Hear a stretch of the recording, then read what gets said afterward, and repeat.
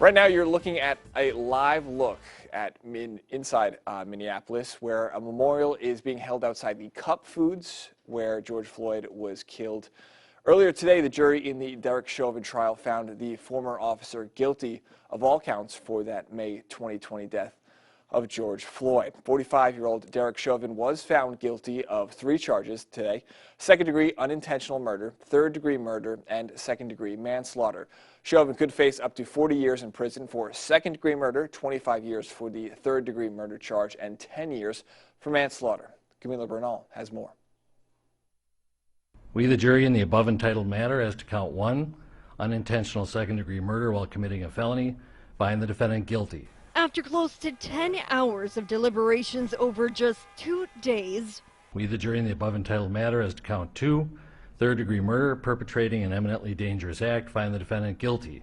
The verdict is in. We, the jury, in the above entitled matter as to count 3, second-degree manslaughter, culpable negligence, creating an unreasonable risk, find the defendant guilty.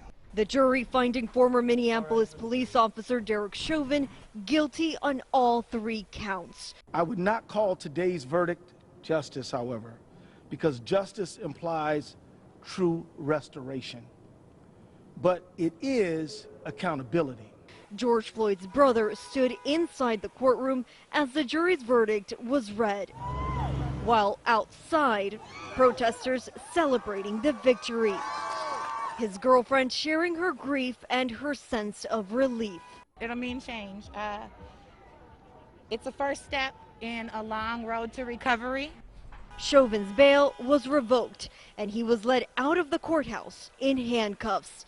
In Minneapolis, I'm Camila Bernal. And here locally, groups and city officials were reacting to that news of the guilty verdict this afternoon.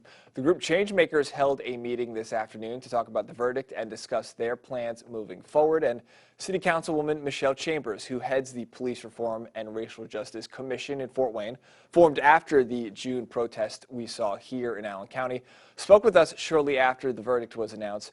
Chambers says today justice was served.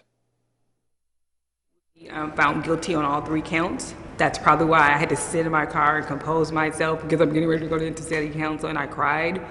It was tears of joy, tears of heartache, tears of I can have faith in the system again.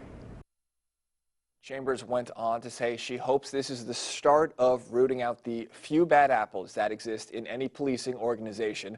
President Joe Biden also making remarks on the guilty verdict, saying today's verdict sends a message to Americans and is a step forward towards justice. No one should be above the law, and today's verdict sends that message, but it's not enough. So we can't leave this moment or look away thinking our work is done. We have to look at it, we have to look as we did for those 9 minutes and 29 seconds. We have to listen. I can't breathe. I can't breathe. Those are George Floyd's last words. We can't let those words die with him. Biden adds this is a time for this country to come together and unite as Americans.